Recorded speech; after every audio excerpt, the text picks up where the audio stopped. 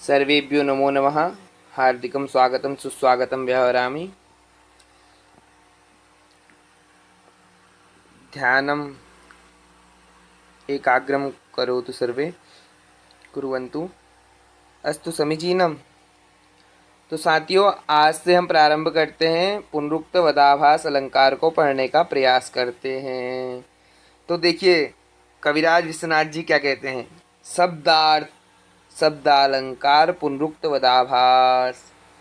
शब्दालंकार का उदाहरण देते हैं, उसमें पुनरुक्त वदाभास उदाहरण है। शब्दालंकार की पहले बात चलनी चाहिए, लेकिन पुनरुक्त वदाभास क्या है? उभयालंकार है। शब्दालंकार भी है, अर्थालंकार भी है। पुनरुक्त वदाभास अलंकार निरूपणम। इसके बाद देखो, एक वो उदाहरण और देंगे भाति रथांगम का ना, भाति सदान त्याग। तो उसको आपने देखना है, ठीक हो गया। वो शब्दार्थालंकार है, शब्द अर्थ अलंकार अर्थात पुनरुक्त वदाभास अलंकार। ठीक हो गया।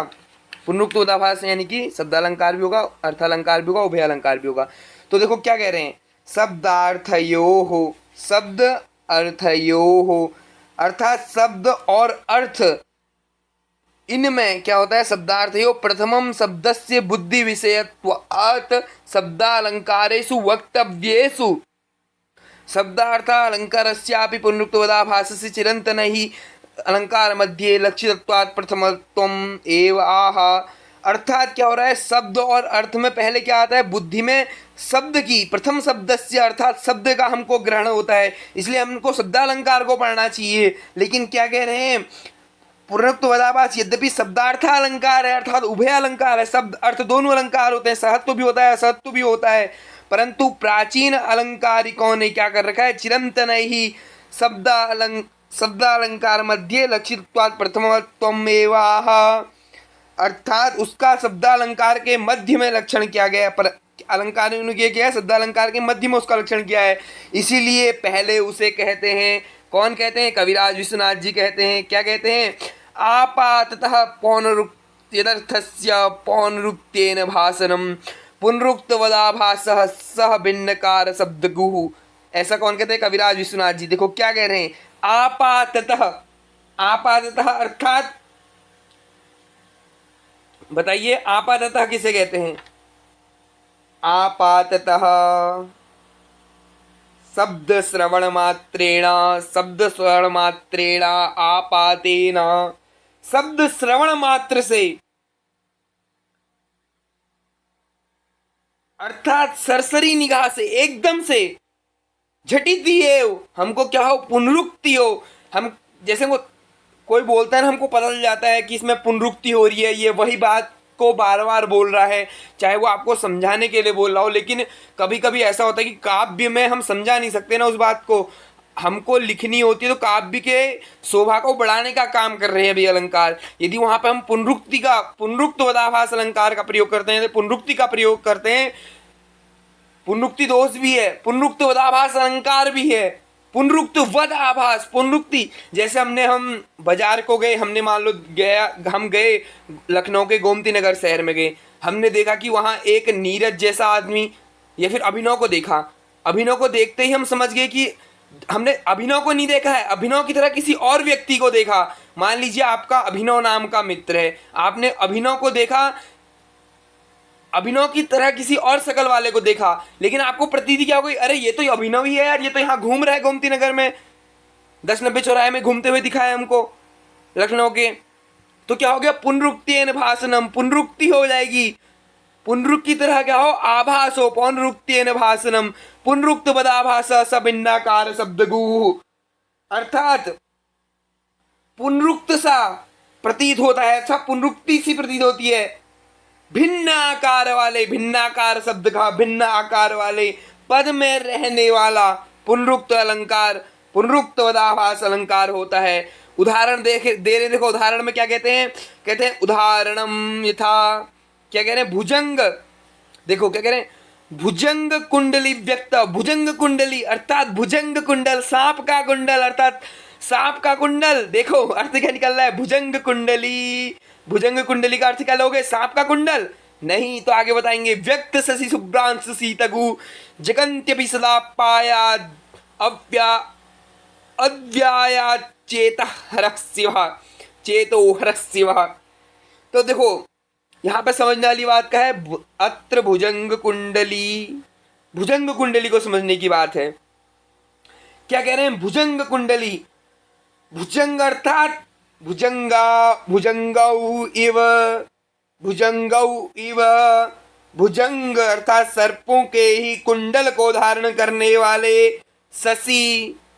देखो शशि, शशि अर्थात कपूर, कपूर, कपूर कैसा था है सफेद, तो शशि शुभ्रांशु, शशि अर्थात कपूर, शुभ्र अर्थात सफेद, कपूर के समान शुभ्र अर्थात सफेद, अंशु अर्थात किरण वाले, सीतगु शीतल, गहु किरण वाले अर्थात चंद्रमा को सिर में धारण करने वाले शशि शुभ्रांशु सीतगु।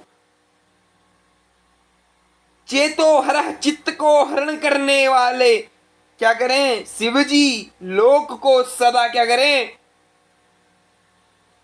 इसमें दो शब्द आए हैं, पायात अव्यायात। यहां पे क्या देखो, जगंती अपि सदा, सदा के साथ क्या हो रहा है, अपायात का क्या हो रहा है, समाहार, संबंध हो जा रहा है दोनों का एक साथ।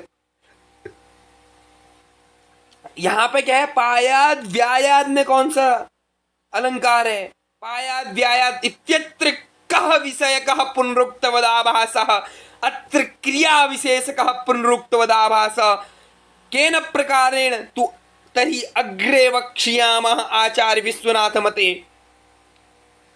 तो कह रहे हैं, क्या कह रहे हैं, लोगों को, लोक को जगंती, जगंती अपि लोकान अपि, लोगों को सदा अपाय अव्यायाद व्यायाद,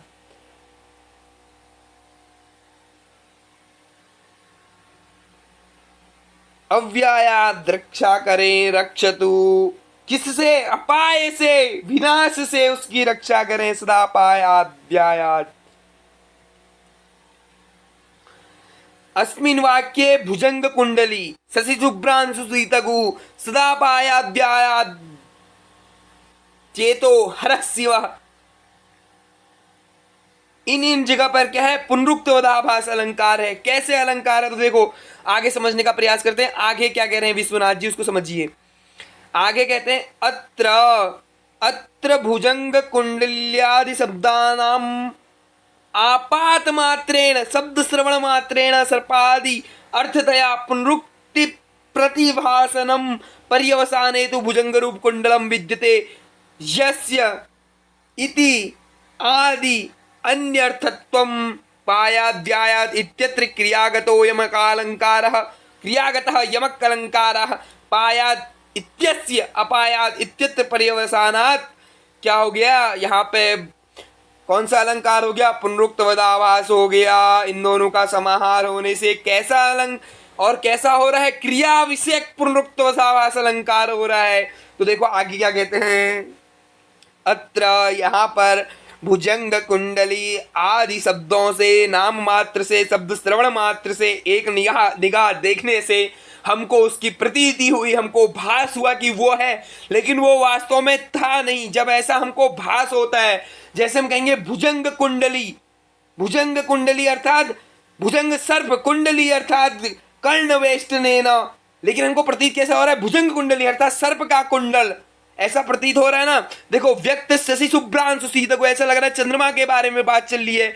फिर कह रहे हैं हरः शिवः, हरः शिवः चेतो हरः शिव, हरः अर्थात शिव, शिव देखो हरः शिव पुनरुक्ति, वैसा हमको लग रहा है कि पुनरुक्ति हो रही है, पुनरुक्त वद आभास हमको प्रतीत हो रहा है, पुनरुक्ति हो नहीं रही है। अब देखो क्या कह रहे हैं, इसके बाद क्या कह रहे हैं आचार्य विश्वनाथ जी, तो उसको समझने का प्रयास करें। भुजंग कुंडली इति शब्दयो प्रथमस्यैव परिवृत्ति सहतत्वम्, देखिए समझने का प्रयास कीजिए क्या कह रहे हैं।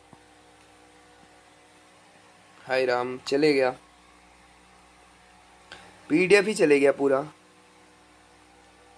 हाँ अब देखो खुल गया ना, अपने आप आ भी जाएगा, दिक्कत की बात नहीं है, पीछे चले गया था। अब देखो क्या कह रहे हैं, भुजंग कुंडली इति शब्दयोः। भुजंग कुंडली इन दोनों शब्दों में क्या है? प्रथम भुजंग पद, प्रथमस्य परिवृत्ति सहत्वम, पहला पद क्या है? अर्थालंकार के अंतर्गत अर्थात परिवृत्ति सहत्व है। उसके स्थान पर हम क्या कर सकते हैं? भुजंग का पर्याय शब्द दे सकते हैं, उससे अलंकार में कोई क्षति नहीं होगी। और हरः शिव अस्मिन वाक्य, शिव पद ही क्या है? परिवर्तन का सहिष्णु है। शशि शुभ्रांशु शीतगु, यहां पर दोनों पद क्या हैं? देखो, शशि शुभ्रांशु शीतगु इति द्वयोरपि, यहां पर दोनों पद क्या हैं? परिवृत्ति सहत्व है, इनको परिवर्तन किया जा सकता है।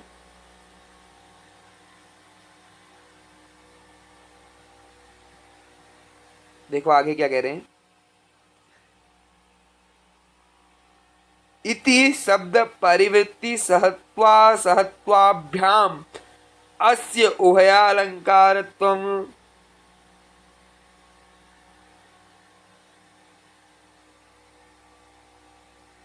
क्या हो रहा है? तबियत ठीक नहीं है। तो देखो क्या कह रहे हैं, हमने क्या कहा? भुजंग कुंडली। देखो इसको सामने से सब अच्छे से समझने का प्रयास करेंगे।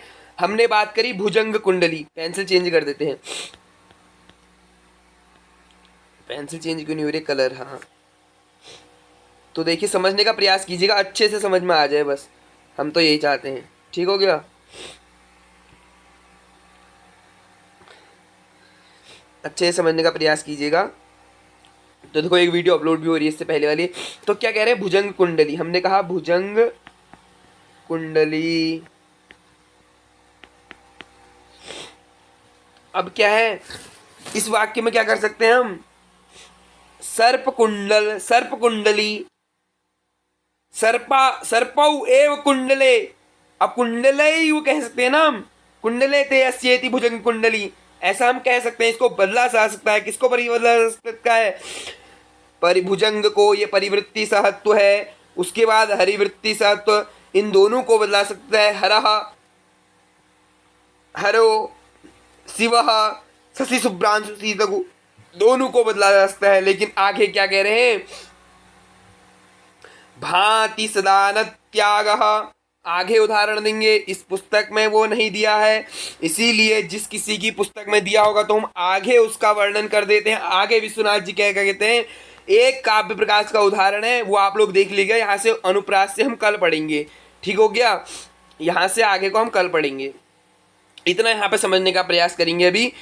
तो हमने अभी तक क्या पढ़ा? हम अभी तक क्या क्या समझे?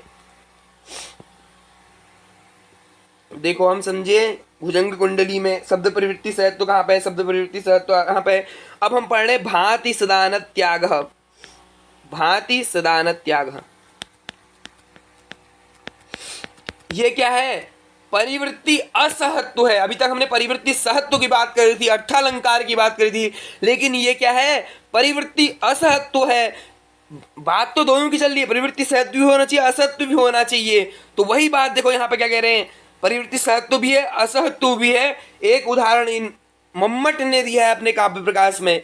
तो क्या है वो श्लोक? है अरिवद देह शरीर सहसा रवि सूत तुरग पादातः भांति सदान त्याग स्थिरतायाम वनित तल तिलकः, वनितल तिलकः, अवनीतल तिलकः, स्थितायाम अवनीतल तिलकः। तो क्या कह रहे हैं? यहां पे क्या हुआ? पुनरुक्तवत हमको आभास हुआ। ध्यानेन शृण्वन्तु यत्र शब्दानाम आकारः तु भिन्नः वर्तते परंच तेषाम् अर्थानां समान अर्थस्य प्रतीति भवति। तत्र प्रतीति तत्र भवति पुनरुक्तवदाभास नामको अलंकारः। वास्तविकम् अर्थं तु भिन्नः वर्तते परंच सामान्यतया शब्दानाम् एकमेव अर्थस्य प्रतीति भवति। तत्र भवति पुनरुक्तवदाभास नामको अलंकारः। झटित्येव दर्शनेन पुनरुक्तस्य यदा प्रतीति जायते चेत् तदा पुनरुक्तवदाभासः अलंकारः जायते।